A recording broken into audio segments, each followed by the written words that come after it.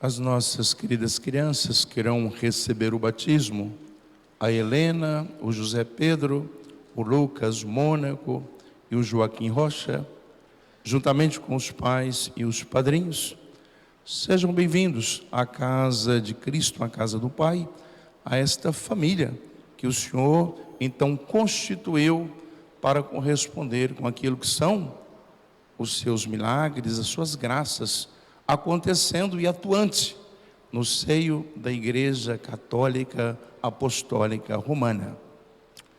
Se os pais pediram o batismo para estas crianças, é porque os pais acreditam, os pais têm fé.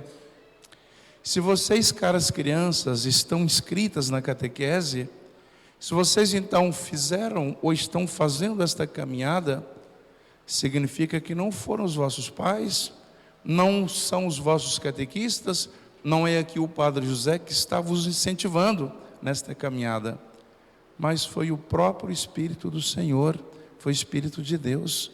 Foi Ele então que vos chamou, vos convidou, e é o Senhor então que unge o vosso coração e ao mesmo tempo coloca no vosso coração a necessidade de não ficarem indiferentes à fé que vocês professam. Por isso, se vocês vieram aqui, se nós estamos aqui nesta manhã deste domingo, é porque nós acreditamos que hoje é o dia do Senhor. Domingo significa isso, dia do Senhor, onde nós viemos para encontrar com o Senhor, para Ele então nos instruir com as suas palavras sábias, com as suas palavras amorosas, e nós fazermos um propósito de vivermos e cada vez mais atuantes segundo os seus próprios ensinamentos e segundo aquilo que o Espírito Santo nos instrui. Atrelado à nossa fé, então nós assumimos dois aspectos, duas forças. A primeira é a conversão. Ninguém pode entrar na catequese, frequentar a catequese, não se pode ter então um catequista, não se pode ter um padre que não tenha noção do pecado. Então nós precisamos ter essa noção.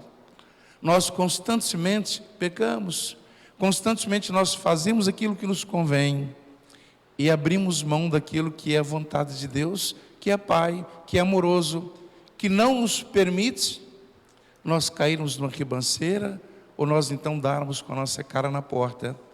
Por isso então Deus nos instrui, é a primeira atenção em relação à fé que nós professamos, a busca constantemente da conversão. Eu costumo dizer que ninguém pode dar o luxo que está totalmente convertido. O Padre José não pode levantar a mão, estou convertido.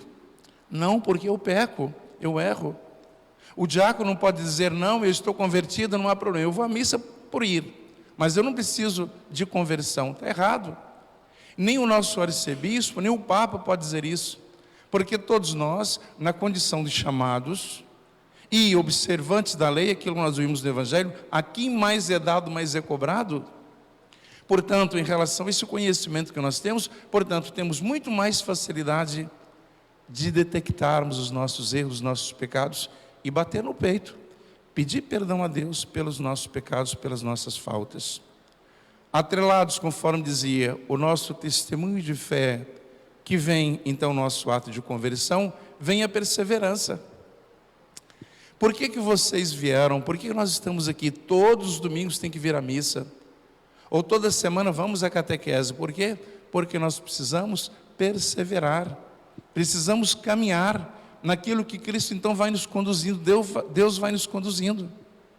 Por isso que se nós de fato temos fé, beleza, ótimo. Mas não é só isso. É preciso que nós tenhamos sempre nesse ato de fé o desejo de converter o nosso coração para fazermos a vontade de Deus e depois perseverarmos, mesmo em meio às quedas, em meio às turbulências da vida, mas o desejo constante de caminhar, porque Cristo também caiu por 3 vezes, mas Cristo levantou no caminho do Calvário, Cristo também morreu, mas Deus o ressuscitou justamente para transmitir esta vida a nós, esta ressurreição a nós, para dizer que a nossa vida ela não é vã. Nós não vivemos simplesmente por viver, mas nós vivemos justamente para carregarmos também as nossas cruzes pesadas, perseverando com Jesus, para Jesus então nos colocar, senão nos introduzir na herança eterna, ou seja, no reino dos céus. Por isso que durante todo o ano litúrgico, durante os domingos, a igreja vai nos apresentando, através da liturgia, os passos que nós devemos dar.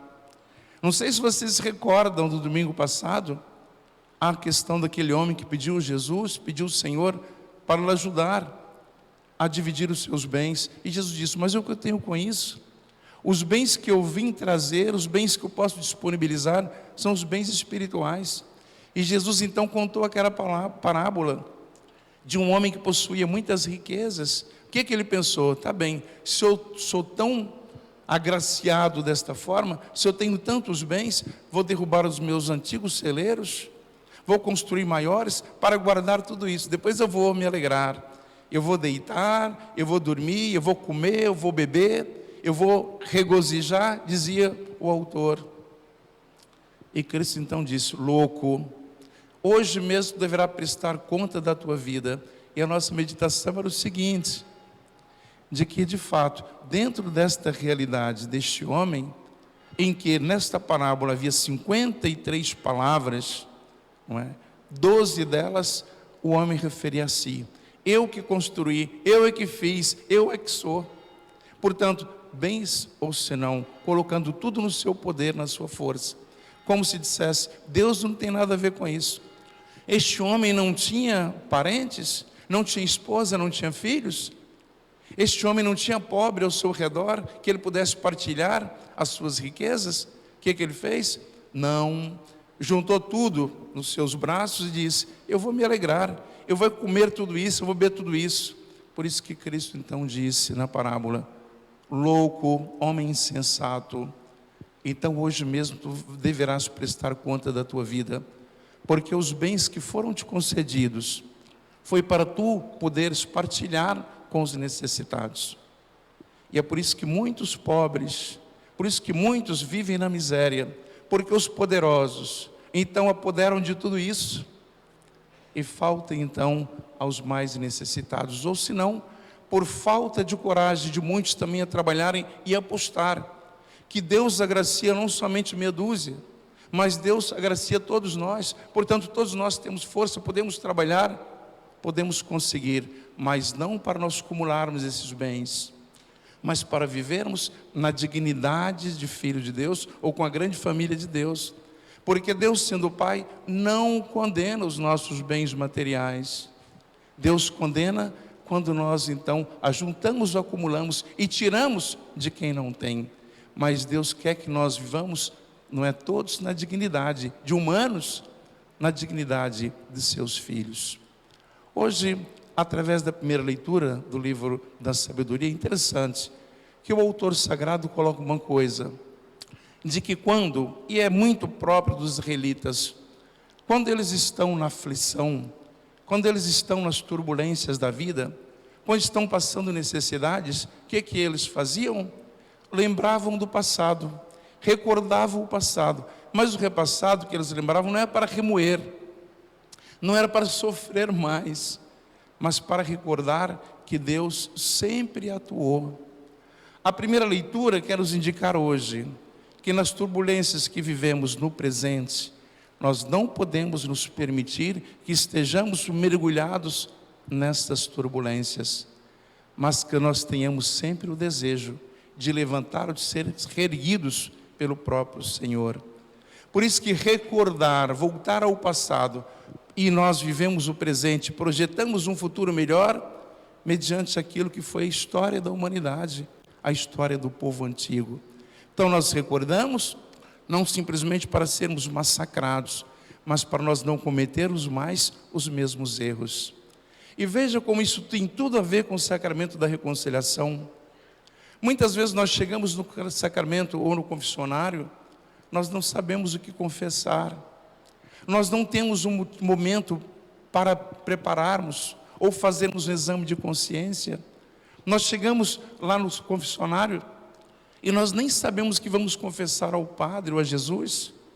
E nós ficamos um tanto atrapalhados. Mas por isso que existe o exame de consciência, para que o sacramento possa ser eficaz em nossas vidas, para que nós lembremos daquilo que nós fizemos e que não deveríamos ter feito, ou aquilo que nós deveríamos ter feito e não fizemos.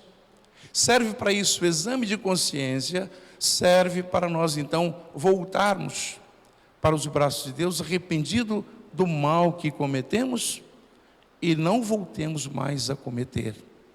É isso então que a primeira leitura nos remete, que nós então tenhamos sempre o desejo de, ao olharmos para trás, reconhecermos de que Deus nunca abandonou os seus filhos.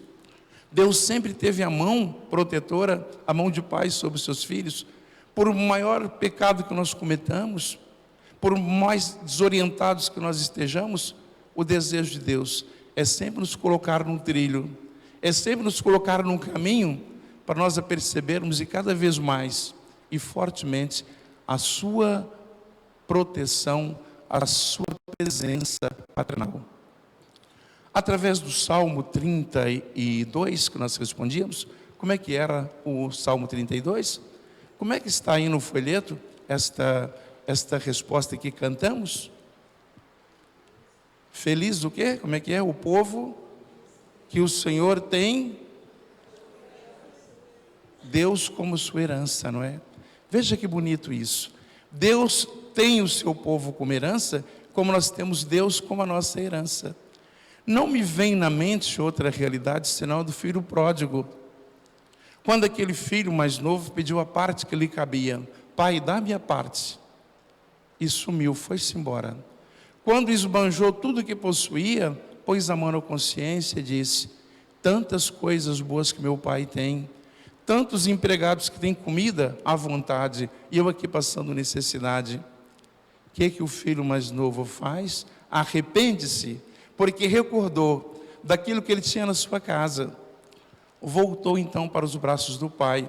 O pai, quando avistou o filho na porteira, foi correndo, abraçou, cobriu de beijos, pôs uma túnica nova, anel no dedo, sandália nos pés, e mandou fazer uma grande festa. Mediante esta festa, o filho mais velho chegou, ficou todo retraído, triste, ficou perturbado e ainda reclamou com o pai: por que tu fazes esta festa? Pelo teu filho que esbanjou tudo no mundo? Eu nunca saí daqui de perto de ti. Tu nunca me deste um cabrito para eu festejar com os meus amigos? E o Senhor respondeu. Qual foi a resposta do Senhor? Filho, tu sabes tudo. Tudo que é meu é teu. Portanto, tu sempre estiveste comigo. Veja que graça, através desse Salmo 32 ou 33, que o Senhor coloca para a nossa meditação. Deus é a nossa herança e nós somos crianças. Por mais pecadores que somos, a herança de Deus. Deus quer voltar o seu olhar. Deus quer que nós contemplemos esta verdade, de que nós pertencemos à sua grande família.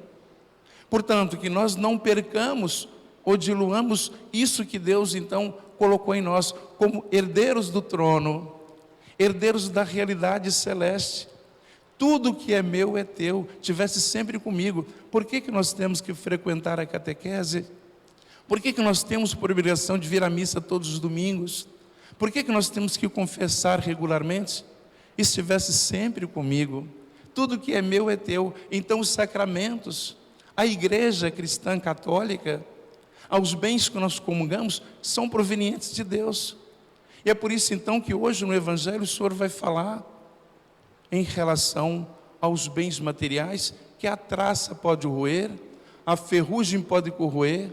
Então que nós tenhamos os nossos olhos fixos no alto, onde esta herança nada pode nos tirar. Aquilo que eu dizia no início, se nós trazemos conosco a marca da fé, o padre José, o pai, lá o professor da faculdade, que depois vão querer lhes tirar esta fé, vão poder tirar, porque é um grande tesouro.